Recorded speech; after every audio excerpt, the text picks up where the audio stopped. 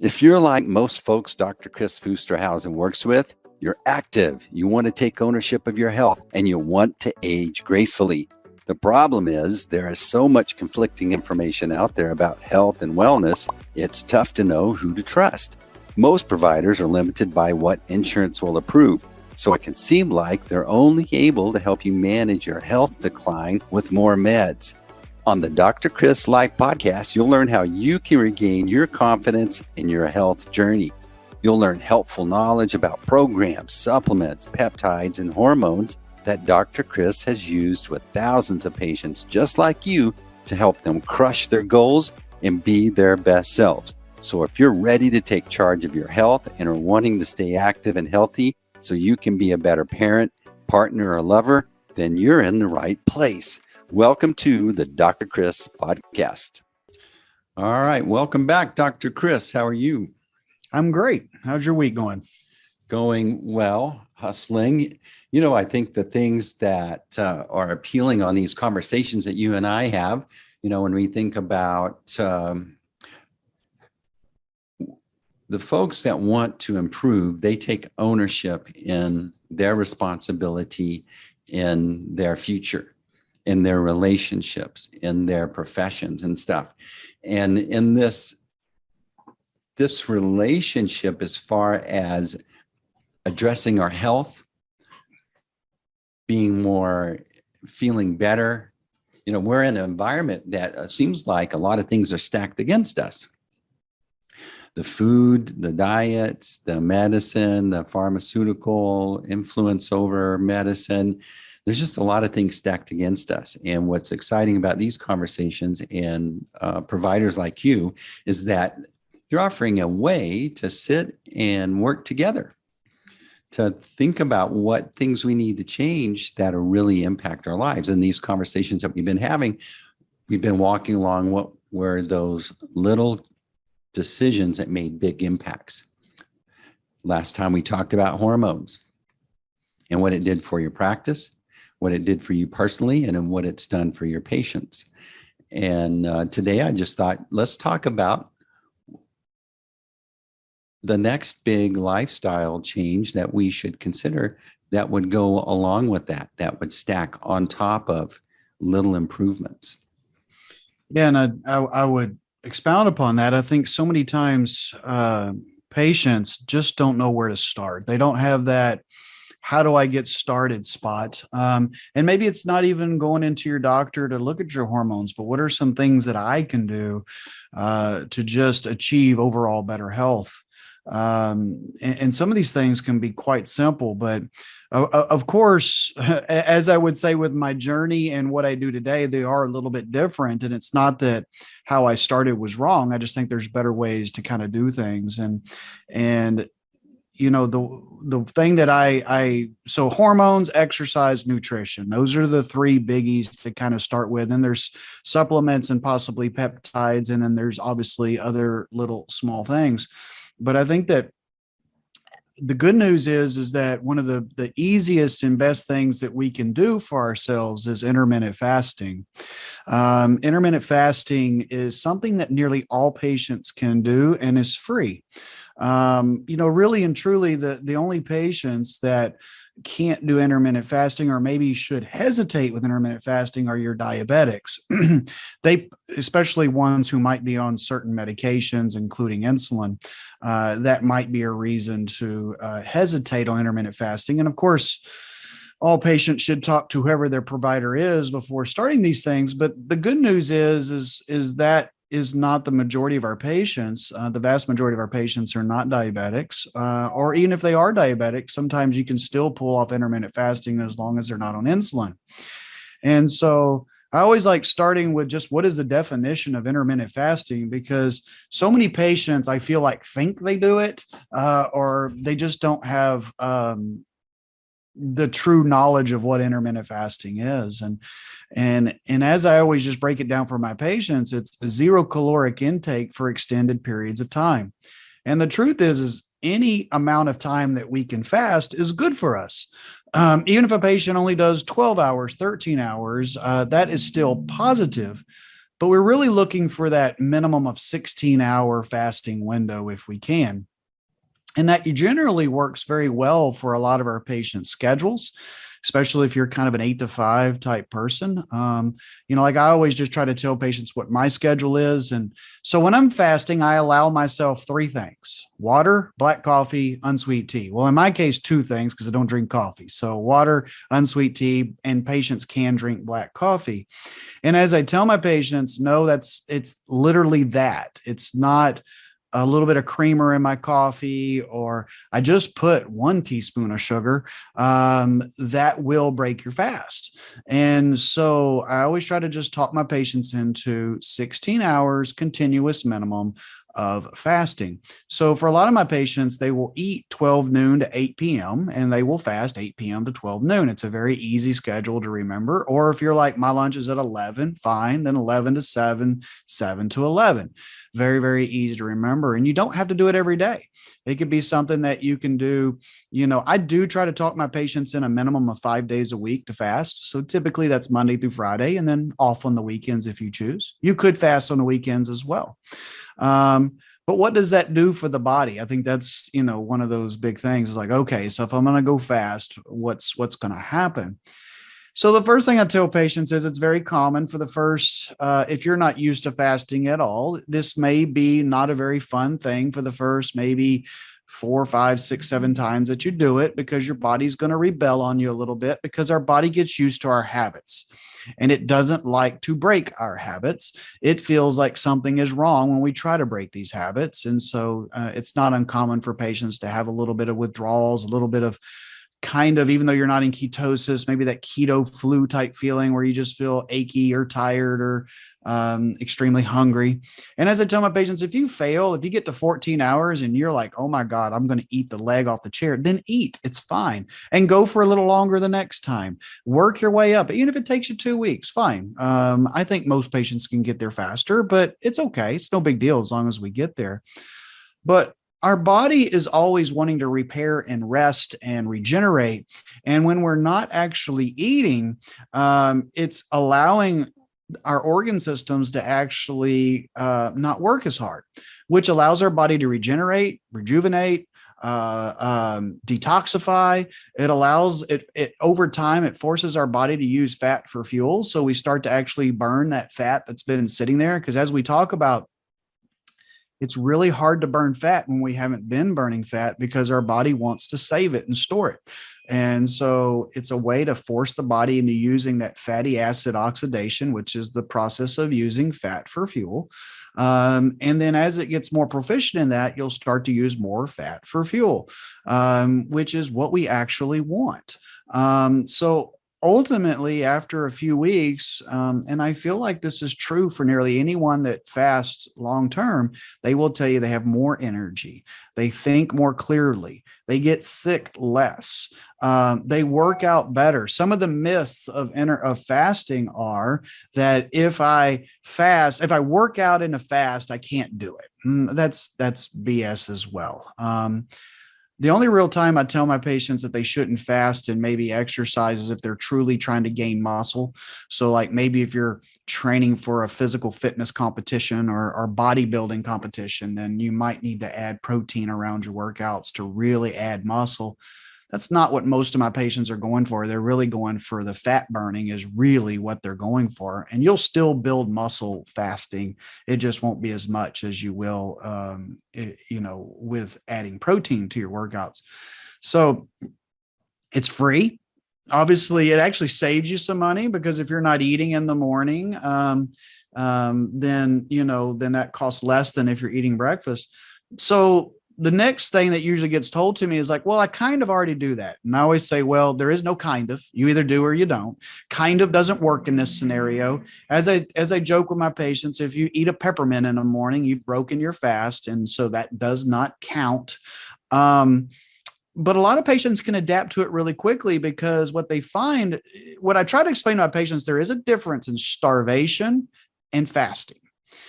So many patients, and especially my female patients, kind of subscribe more to the starvation model than the fasting model, which simply means they're trying to limit their calories as hardcore as they can.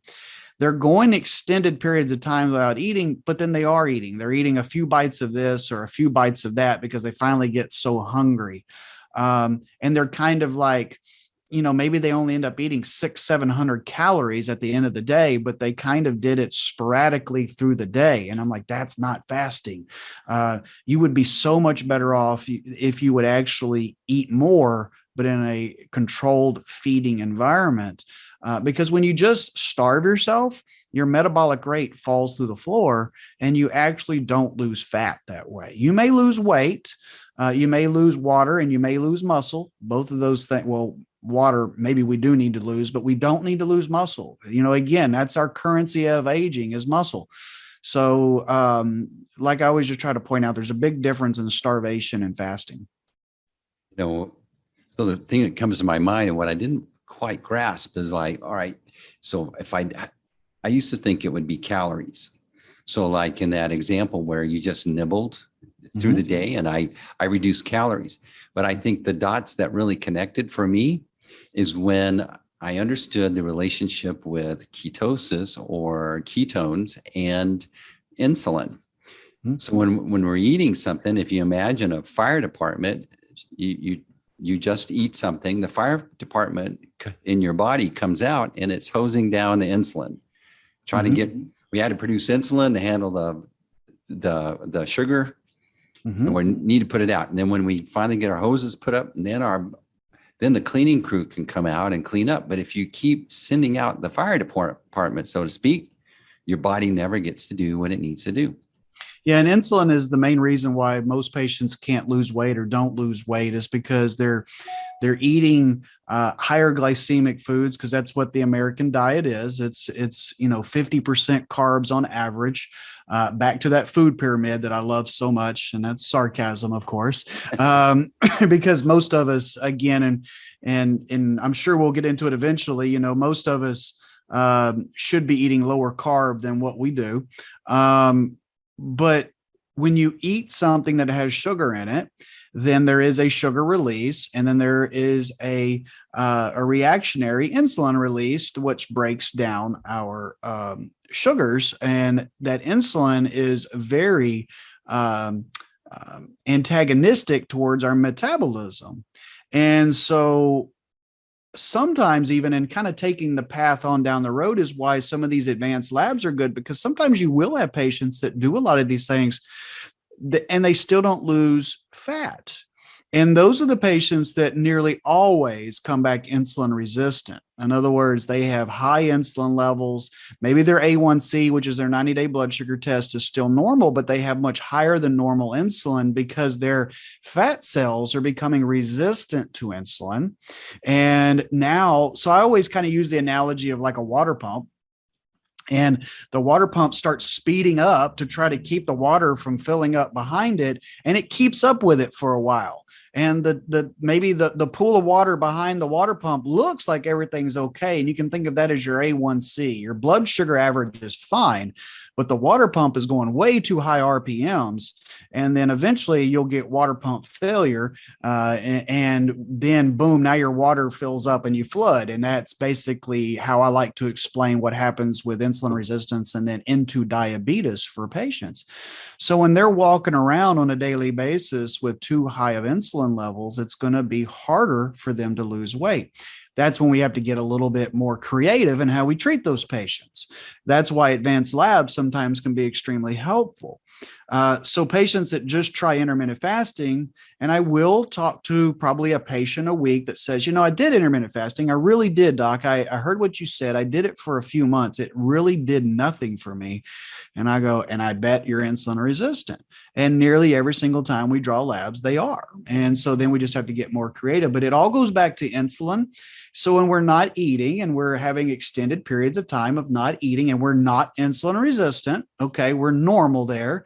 Well, no sugar equals basically no insulin. It allows our metabolism to ramp up. It allows us to burn fat for fuel. And we feel better when we do that. We do better when we do that. And we look better when we do that. So the thing that helped me too is we say sugar, but your body, what does it see as sugar? potatoes, rice, bread, corn, and sugar. And That's all pasta. this. It's all the same thing to your body, right? Mhm. Yeah, as I always, and I think that's a good point to take over to.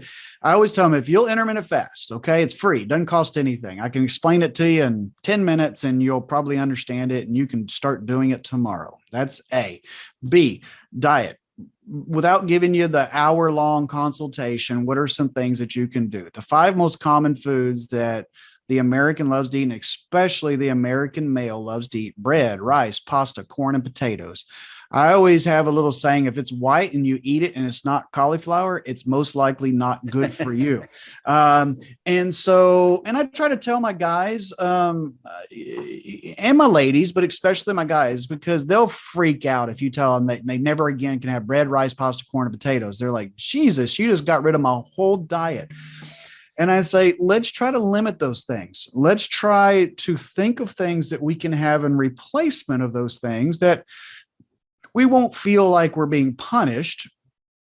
And we can pull it off, and we can still dabble in those 5 foods occasionally, but they shouldn't be with every meal. Because think about it. The American, male or female, pretty much has one of those 5 foods in every single meal that they eat. It's a breakfast burrito for breakfast, or a donut. It's, a hamburger with fries at lunch. And then they go home and God knows what they eat there, chicken fried steak or something. I mean, it's just sugar, sugar, sugar, carbs, carbs, carbs.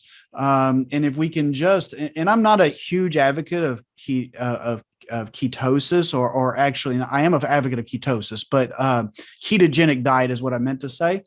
I think ketogenic diet can be okay for short periods of time, but I don't think it's realistic to pull off long-term. And it does have increased incidence of gallstones and kidney stones, and it does lower your immune system eventually. But we love ketosis. From our prior conversations, we like brief bouts of ketosis. But if someone's like, hey, I'm going to go no carb, because what is ketogenic diet? It's no carb. It's not low carb. It's no carb. You're basically taking in extremely small servings of carbs per meal. I think that's fine. If somebody says, I want to do it for 2 or 3 weeks, maybe even a month, I want to jumpstart my weight loss. That's great. I have no issue with that. But then let's have plan B. Where are we going in a month? Because so many people that do ketogenic, no one has thought about day 31. They get to day 31 and they just revert back to day 0, which is right back to what they were doing. And then if you really want to gain your weight fast, do ketogenic for a month, go back to what you were doing prior, and you'll watch yourself have regained all of that weight you lost in 2 weeks. I mean, because your body just goes, whoop. It's like a dehydrated something that you put water on. It just goes, whoop, like a sponge, a dehydrated sponge. So just a matter of having these conversations with your provider that knows how to do these things, because, I believe what diet is best is whatever diet works. Like I have I'm probably one of my hardest patients dietary wise, because I don't like a lot of things. If life were perfect, it would be a steak and a baked potato for every meal. I'm a very typical Texan. I like my bread. I like my all that stuff that's bad for me is what I like. I don't like tons of green vegetables and things like that. So I have to really work at it. I have to figure out what works for me. And that's what I tell patients. If you won't eat certain things, then we don't need to waste our time talking about it. Like if you put a plate of broccoli in front of me, I'm probably going to die. I mean, I just don't like broccoli. And so it's really just figuring out what works. And I love rotating diets, and by the way, anytime I use the word diet, I do not mean the word diet in that I'm going to do something for this many days and then I'm going to go back to what I was doing. I say diet, I mean lifestyle changes. And I think you can do Mediterranean for a while, and then you can maybe do ketogenic for a while, and maybe low carb. I'm a low carb guy. I just that's what works well for me, is just trying to say, I tell all my patients, I don't have a perfect diet. I'm not going to lie to you and tell you I do. I don't. You may catch me out on Saturday night having a piece of cheesecake. I think life is too short not to eat some of these things. But I try to do really good Monday through Friday, and I try to keep my carbs low. I try to eat healthier foods. I try to eat clean meats. Try to do hormone free if we can. We try to cook them the right way. We try not to eat deep fried things, and just, use lots of olive oil and get those good fats. And it doesn't have to be hard. And so when you're intermittent fasting, it's a cheat code. It really, I mean, I know some people hate that term cheat code, but it is.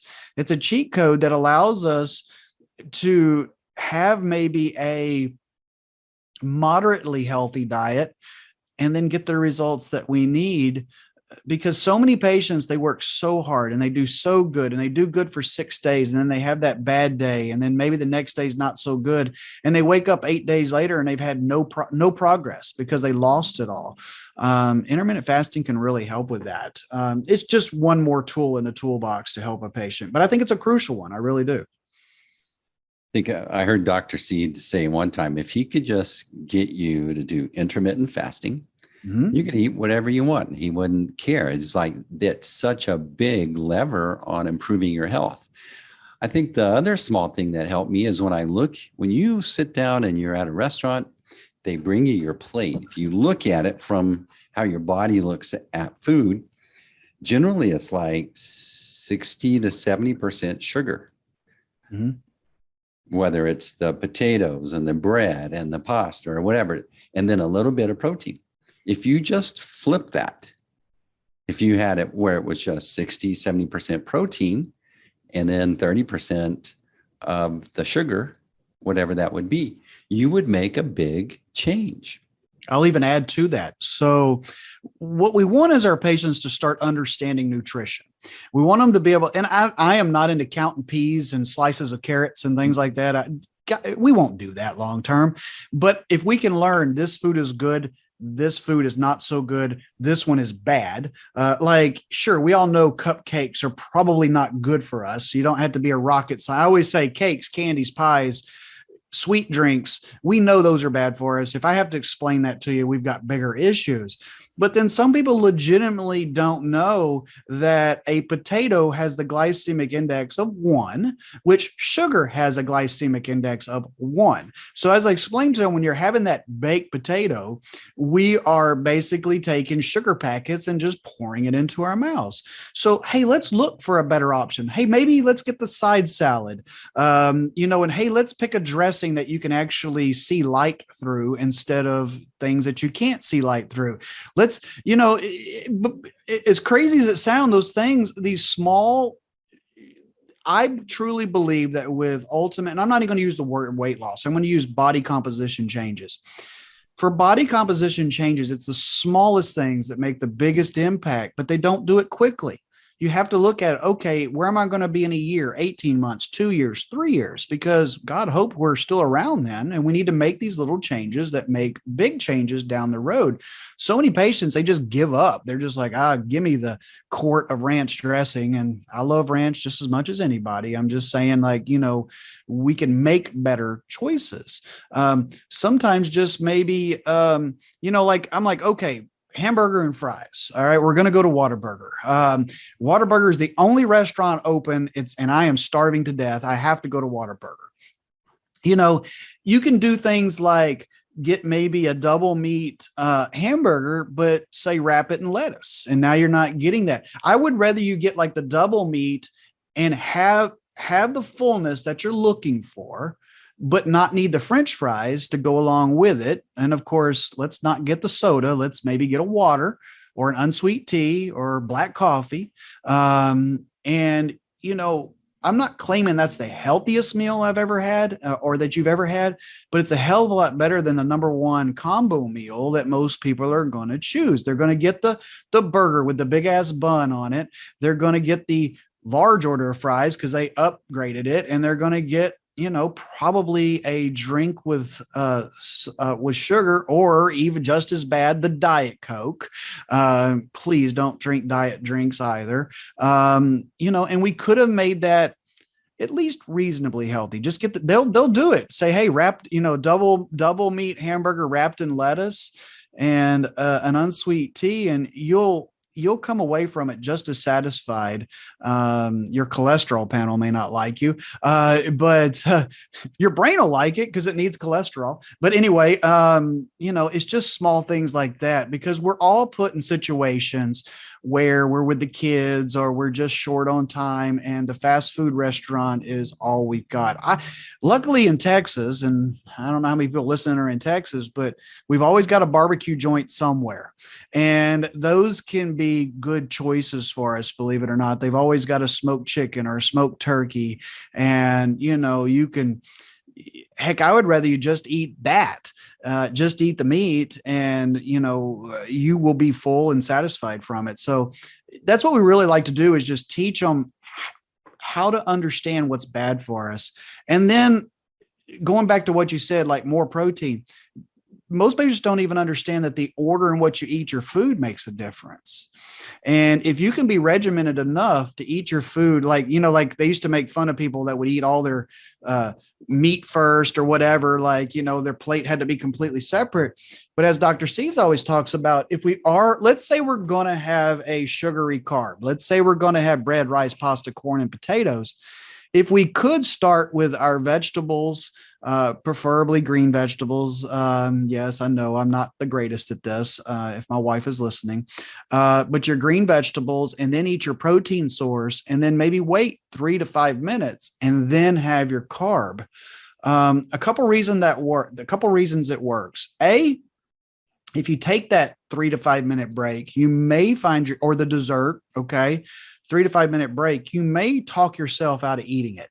Okay. You may find that, because we eat so fast, we don't give our brain and our stomach time to tell us we're full, because we can blaze, it's like Thanksgiving Day. We can blaze right through fullness if we eat fast enough. So you may find yourself not hungry in 5 minutes, but B, you also give your body time to start digesting those good vegetables and that protein. And then when you add that sugary starch on top of it, the analogy I use with my patients is this: if I eat a baked potato on an empty stomach, and if you've ever had a gravel driveway poured, it's the dump truck effect. So if you eat a baked potato, the dump truck backs up, it puts the bed to 90 degrees and it dumps all the gravel out. That's your sugar. 100% of that sugar, boom, it's into your bloodstream. Now you get an intense insulin spike because of the intense sugar spike, or maybe a donut. Okay. But if we take that same baked potato and stuff it full of, maybe we ate a little bit of smoked chicken before we ate the baked potato, and we gave our body time to start digesting that, we now dampen that dumping of sugar out. So now the dump truck bed is 45 degrees and it's slowly letting the gravel out, the sugar, causing less of an insulin spike, causing less of a negative impact on our metabolism. And so hence why, if we can kind of do these sometimes in order, we can actually get good results. How much is that going to matter on a day? The first time you do it? Not much. But if you follow these things long term, they make big differences down the road. And most of this stuff doesn't have to be painful. And it's just lack of knowledge for most patients. They just don't understand it. And that's why it's our job to try to educate them. So we've talked about ketone esters in our previous conversations a bunch, but I wasn't clear on why it was important. But our brain prefers to run on fuel that is based on ketones rather than starch or sugar. And that's when it started to connect. Oh, I eat different. My brain feels better. Then I made a big change because I worry, people worry, well, if I fast, I'm just going to not have any energy. That's not true. And if you do have that problem, and especially early on, that's where your ketone esters can come in, because ketone esters don't break a fast. Ketone esters are the most, we like to say it's racing fuel for the brain and the body. So it's the most energy packed source that your body can use. And it decreases hunger. So if you're fasting, you're like, oh my God, I can't make it 2 more hours. You can do 5 to 10 cc's of ketone esters, which is ketoneaid.com. You can actually then suppress your appetite. increase energy, increase brain function, indirectly, not directly, indirectly helping with fatty acid metabolism. And so and I'm glad you brought it up because I was about to, because it's actually goes right along with fasting, in my opinion. It's another great thing that's over the counter. Patients certainly can come in to get it from us, or they can go to ketoneaid.com and buy it themselves. If they put in our research, they get a little increased shipping for free. And it's a great product. It really, really is. The only negative is it tastes really bad. But other than that, it works really, really well. And so, and actually just totally different subject. They now have Frank at Ketone Aid now has a different kind of alcohol drink. It's a hard seltzer, which is kind of amazing because it's a totally different alcohol than what we normally drink. So you get a little bit of that feeling, but you actually get the ketone esters and you feel good when you do it without hangovers and things like that. So that's just something totally to the side. But yeah, ketone esters are amazing. They're an amazing. And then, if you want one more tip for those out there, throw a little, sodium bicarb in your diet, baking soda, or as we like to use, Alka-Seltzer Gold. Throw a couple of absorbing, I don't even know what you call those things, tablets of Alka-Seltzer Gold, but it has to be the gold, not Alka-Seltzer. Alka-Seltzer Gold, you can only get it on Amazon. Very inexpensive. It's just baking soda is all it is, but helping that intracellular pH stay more basic, which makes everything function better, as we talked about with ketone esters and baking soda. Those are and intermittent fasting. Those are just better. Those are great ways to make our cellular function improve, cellular communication improve, and decrease cellular senescence at the same time, which is what we don't want. Those are extremely long-term impacts on the quality of your health. Right. And I completely agree with Bill, Dr. Seeds on this. If you will allow me to correct your hormones, if you will intermittent fast, if you will have a reasonable diet, I'm going to put on their reasonable diet. Okay. I know what he said, and I agree with him to a point, but if you'll give me a reasonable diet, not a tight diet, a reasonable diet, and you will give me some exercise and let me guide you on exercise, because we need to be resistance training. We need to get some cardio into, but we need to resistance train. So many of my patients will have great success. And maybe we mix in some ketone esters occasionally. Maybe we take some supplements, some vitamin D, maybe some DIM, some other things. We will guide you on that, and mix in some Alka-Seltzer Gold. And that is a recipe for success for, I would easily say, 95% of my patients. It doesn't have to be complicated. Now we can take it up from there. And that's where I get patients that take that and run with it. And they're like, what's next, doc? What's next? And that's where peptides come in. Or if they are insulin resistant, intermittent fasting does help with insulin resistance, but many times we have to use some specific peptides for insulin resistance. That's where we have to get a little more creative in our treatments, but we can handle it. It's not a big deal as long as the patients are patient and see this as a long game, not a short game, that, hey, this is going to take a little while, but we'll get you there. Think of these changes. These are the kind of folks that you work with. It's the kind of physician or provider that you want to work with. We're going to make some lifestyle changes that are going to make a big impact. There's a Dr. Goldhammer. He talks about how the secrets, he calls it water fasting, but how simply approaching it this way can make a giant improvement in your health, and as a provider, in the health of your practice. Mm-hmm. And when you get into fasting, then we can start talking about advanced fasting. There's a lot of benefits to, I personally believe that we adapt to everything. Our body will adapt to everything. So in other words, when I've said it, you've heard me say it, like if we jump on the treadmill and we run at 4.5 miles an hour, and that's what we do every day for 30 minutes, that'll work for a while, but then eventually the results won't be the same. And I think fasting's the same. I think that we need to change it up. Some days, hey, if you get to 16 hours and you're like, hey, I'm not hungry, fine, keep going, maybe mix in OMAD once a week, which is OMAD, 1 meal a day. I think there's some really big advantages to that, going 23 hours. Hey, I really like fasting. Let's go overnight. I used to think I would die if I went overnight fasting. And, now we can successfully pull off 40-hour fasts with some ketone esters and water. And it's not as bad as you think. And you feel great afterwards. And then whenever you see, like, it's kind of amazing with like a 40-hour fast, you'll actually see your weight usually go up a little bit because your body's kind of holding on to fluids and things. But then like that release you get like 48, 72 hours afterwards, and you lose 2 pounds of fat, and you're like, wow, how did the hell did that happen? And you feel great. Some people even think fasting can be very spiritual for them. I do recommend Dave Asprey's book, Fast This Way. I think it's a very interesting book. It kind of opened my eyes to some of the different things with fasting. It's got a lot of shameless plugs for his products I don't think you need, but, overall, I think the material is really, really good.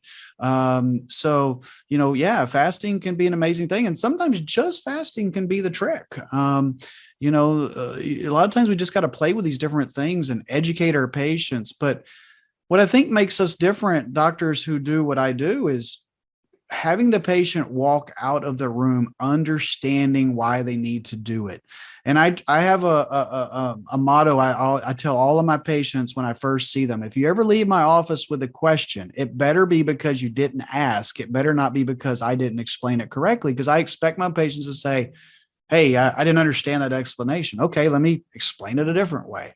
Because I want them, because if you understand why you're doing something, you're more likely to do it, versus if I just said, Steve, you need to not eat for 16 hours a day, water, black coffee, unsweet tea. And I walk out of the room, you're going to go, what, why the hell would I do that? That sounds horrible, and you won't do it. But once you explain all the benefits, you're like, oh, okay. So anyway, and it's really easy to do. I think the other big impact this has on you is that person inside of your head that was telling you, you can't fast, you can't do this. And then on the other side, you're like, wow, I see myself totally different. I see myself more in control. I see myself less as a victim of food that was served in front of me, and I just have to suffer through a chicken fried steak with extra gravy. Yeah. And it gives you that ability to start saying no to things, like, oh, okay, if I can go 16 hours without eating, surely I can not eat this chicken fried steak. Mm-hmm. But then also backing it up with the education, with nutrition, so that they feel comfortable. Because so many patients, they're raised in households where that's the food that mom cooked and mom served, and they just don't know any better. They actually get a little nervous and anxious whenever you actually try to, help them, order different foods. They just don't understand. And then once you help them understand, like frying foods, like let's take that one just real quick. Like I tell my patients, I don't want you deep frying anything if we can help it. But I don't mind at all if you sear pork chops in olive oil, especially extra virgin olive oil. Olive oil is great for us.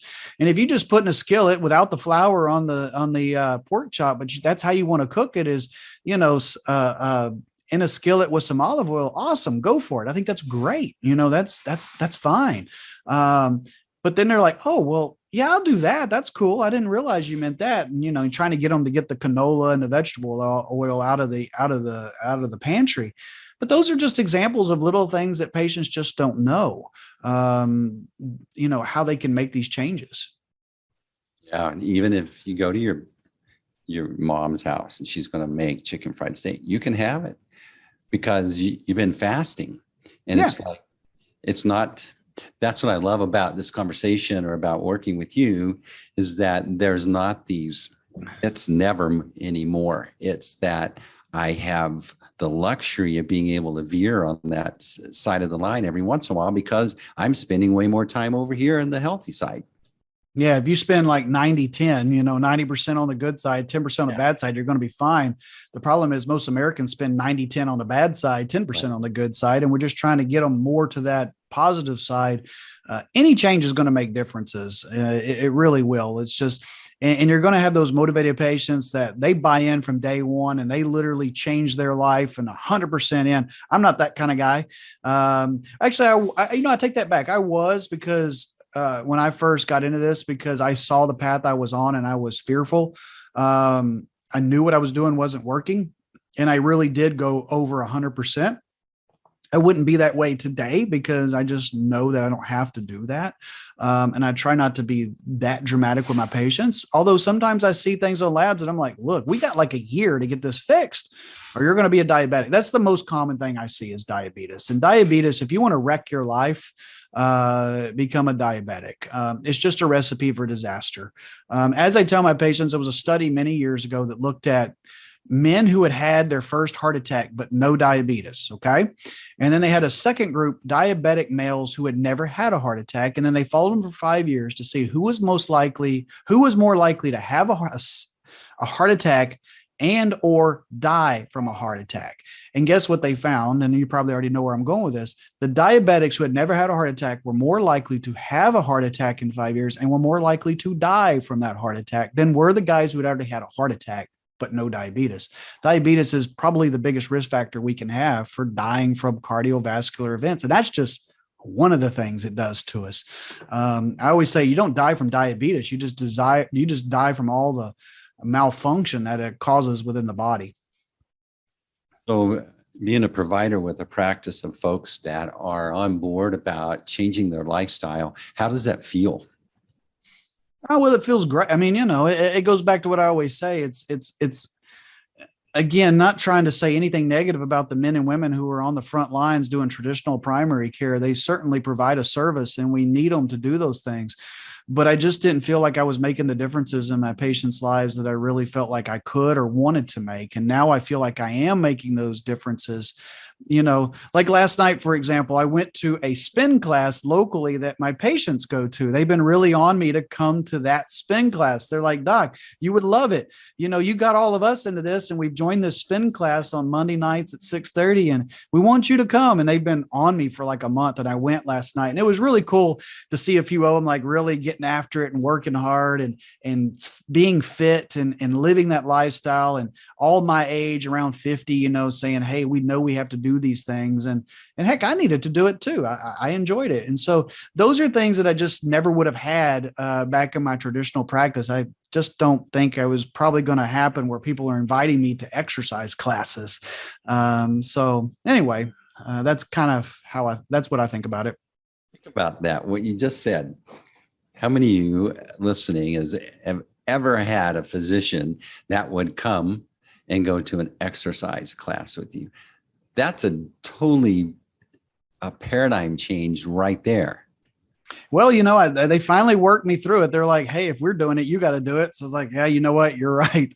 And so anyway, I had to admit, I was a little fearful because I was like, what if they're kick my butt in this class? Like, how shameful will this be? Luckily, I held my own. I don't think I embarrassed myself. I think that I came through it okay. And I don't think anybody was making fun of me behind my back. Like, damn, he's in bad shape. So, but it's fun. It's really cool to see your patients embracing these types of things. And because exercise is absolutely a key to aging gracefully. It absolutely is. It's everything works together, but exercise is crucial. If you're a provider or a physician and that story right there, if that's an aspirational image in your mind, you need to connect with Dr. Kris. How should they do that, Dr. Kris? Easiest way is probably just start by emailing me, and it's just DrKris, Dr. Kris with a K at theresearchclinic.com. And again, I communicate with a lot of different providers from different entities. I'm more than happy to have a conversation, see how maybe we can help or direct them in a direction, get them in a direction that they can start their education or however we can help. And then as far as information that you would recommend your audience to check out, that would be in line or help kind of seal the deal, make the sale in their mind, listening to other folks, where would you send them? Well, if it's a patient, a potential patient, I'd recommend them going to our website. So, it's just theresearchclinic.com. We have a lot of great information on that website, as you know. And then if providers, again, I really still recommend checking out SSRP or A4M or even AMMG. Of course, I have to selflessly promote. I'm more partial to SSRP. I'm a faculty member there, but I very much believe in what Dr. Seeds is teaching. And so I think that's a great place for potential providers in this area of medicine to start their education. And then you speak often when invited. So the same thing applies. If you can envision Dr. Kris speaking to your group, to your organization, at a conference, be sure to reach out as well. Absolutely. We'd love to. All right. That's a wrap. Great conversation, Dr. Kris. Thanks, Steve. I always appreciate your time. All right. Thanks for joining the Dr. Kris podcast. If you learned something today and you want to connect and get more information, visit our website, www.DrKris.Life, where you can find more great information or even schedule a time to learn how you can engage with Dr. Kris. Be sure to follow, like, share, and we'll see you on the next episode of the Dr. Kris podcast.